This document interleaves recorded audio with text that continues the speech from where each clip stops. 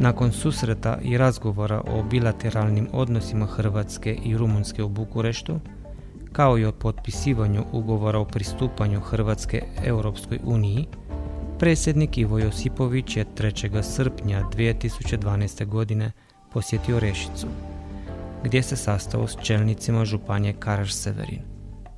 U sklopu službenog posjeta Rumunjske, predsjednik Republike Hrvatske susreo se i s hrvatskom manjinom u naseljima Lupak, Klokotić i Karaševo.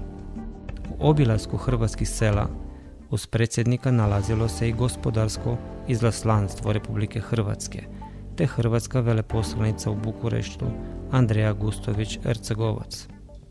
Želim vidjeti, siguran sam da ću vidjeti jednu nacionalnu zajednicu, manjinu koja je uspješna, koja odlično komunicira sa svojom okolima i doprinosi svojoj domovini Rumunjskoj.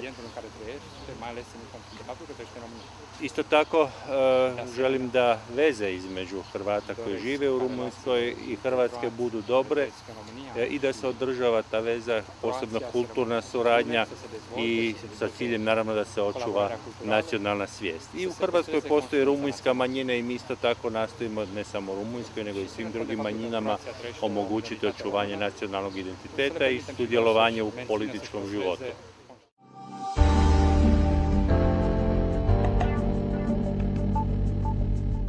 Ispred Lupačke katoličke crkve, knez Lupačke općine Marijan Vlasić prihvatio je predsjedničko izaslanstvo.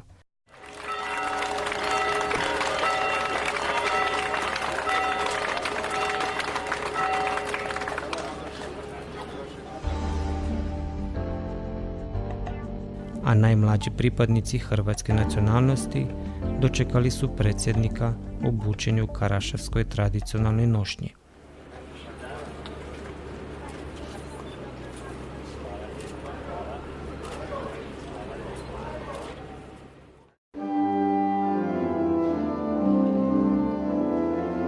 U samoj crkvi velečasni Marijan Tinkul poželio je dobrodošlicu visokim gostima.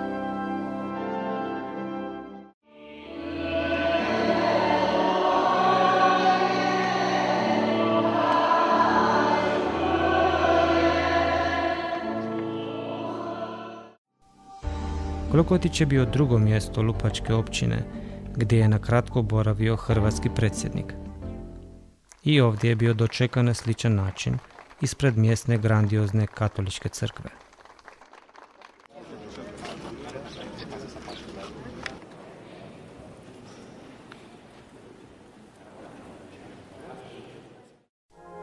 Mladi je muzičar Denis Moldovan osvirao na crkvenim orguljama jednu od svojih skladbi u čast najvišeg uglednika Republike Hrvatske.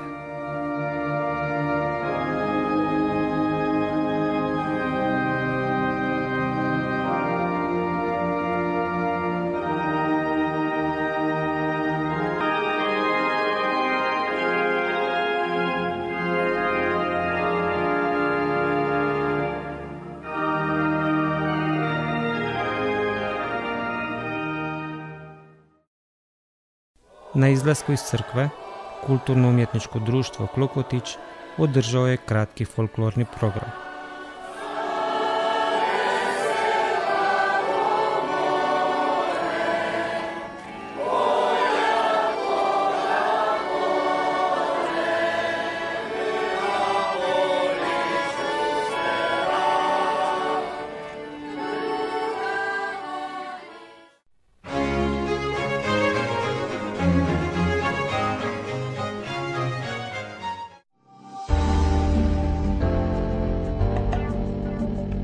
Na kraju svog posjeta, predsjednik je stigao u Karaševo, najveće i najstarije mjesto gdje žive Hrvati u Rumunjskoj. Načelnik općine, profesor Milja Radan, prihvatio ga je u sklopu tradicije s kruhom i solom i poželio mu je dobrodošlicu ispred okupljenog mnoštva.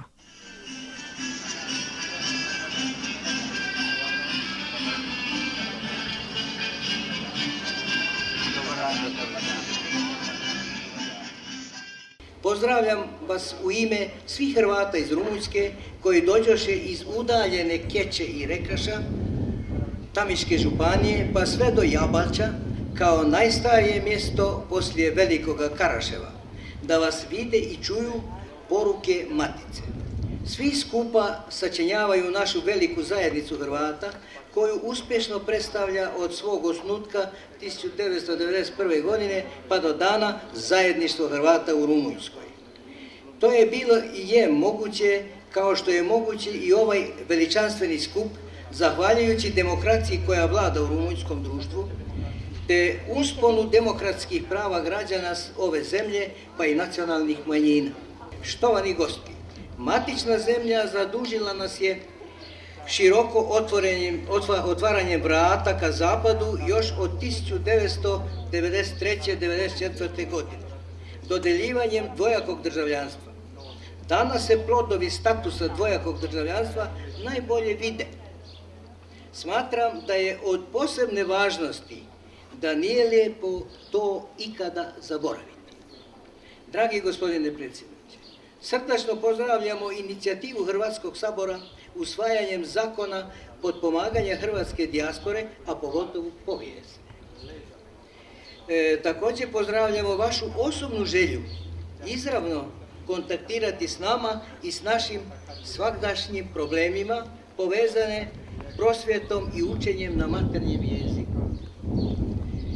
Veličanstveni skupe, nije sve rečeno, još toliko ga bi bilo reći. Mi, međutim, ulažemo velike nade u ovaj novi početak. A vama, dragi predsjedniče, i vašoj uvaženoj pratnji, još jedan srdačan pozdrav i dobrodošlica.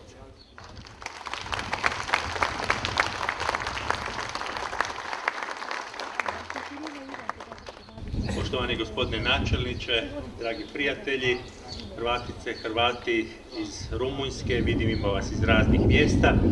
Zaista mi je drago evo da sam dobio priliku da vas upoznam, da se sretnemo i da vam čestitam što ste s jedne strane uspješni građani naše prijateljske Rumunjske, a s druge strane ste isto tako i vrijedni članovi druge zajednice, Hrvatske zajednice, svoje druge domovine Hrvatske. Hrvatska vodi politiku u kojoj nacionalne manjine imaju vrlo važnu ulogu i kao što mi poštujemo naše nacionalne manjine u Hrvatskoj, tako želimo i da Hrvati koji žive u drugim zemljama uživaju isto široko, da uživaju prava. Meni je drago što vidim da se vi ovdje vrlo dobro slažete sa svojim susjedima, da kao manjinski narod uživate svoju autonomiju, da uživate kulturna prava i da čuvate svoj nacionalni identitet. Hrvatska vlada, Hrvatski sabor su donijeli, vi ste spomenuli, zakon kojemu je cilj upravo da ojača veze Hrvatske sa hrvatskim nacionalnim manjinama širom svijeta. Naravno, činjenica da je upravo hrvatska manjina ovdje u Rumunjskoj nam olakšava, jer s Rumunjskom Hrvatska ima zaista sjajne odnose, o tome govori i činjenica da je Rumunjska vrlo brzo ratificirala naš sporazum s Europskom unijom, a isto tako sutrašnje naše zajedničko članstvo u Europskoj uniji bit će odličan, sjajan prostor da još više surađujemo, da još više budete u kontaktu sa svojom drugom domovinom Hrvatskom i da još više jačamo prijateljstvo Rumunjske i Hrvatske.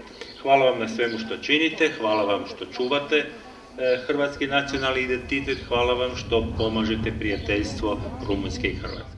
Uslijedio je kratki obilazak središnjeg sjedišta zajedništva Hrvata u Rumunjskoj, gdje je predsjednik na kratko razgovarao s članovima koordinacijskog odbora ove ustanove i članovima mjesnog vijeća općine Karaševo.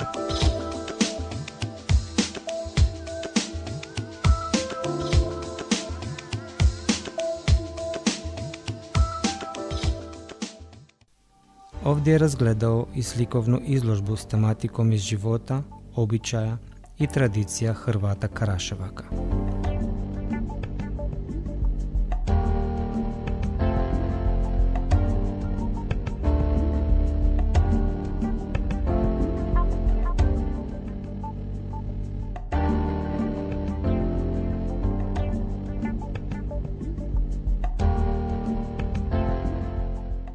Kulturno-umjetnički ansambl Karaševska Zora prikazalo je uz tradicionalne pjesme i plesove Petrovu svadbu, plod karaševskog pučkog stvaralaštva i kulturna vrijednost naše zajednice.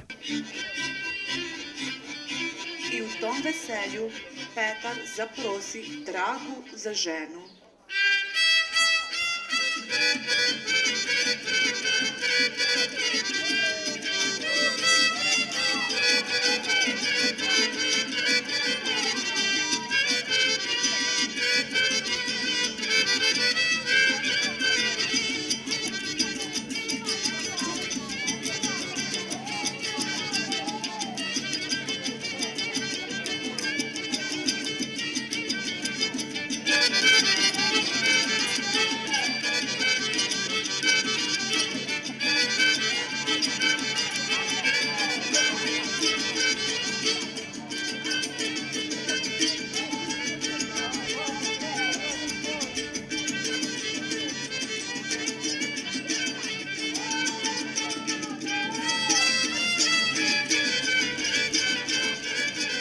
Mlade mladoženja pa svadbaši skupa na vjenčanje odjoše.